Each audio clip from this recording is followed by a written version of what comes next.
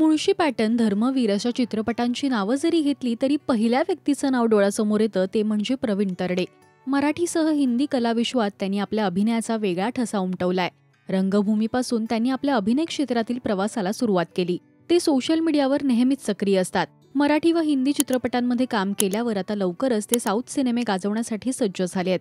गेल्या अनेक दिवसांपासून प्रवीण तरडे साऊथ सिनेसृष्टीत पदार्पण करणार असल्याच्या चर्चा चालू होत्या. अखेर चित्रपटातील आपला पहिला लुक आणि सिनेमाचं नाव जाहीर करत तरडेंनी त्यांच्या खतरनाक एंट्रीची घोषणा केली आहे.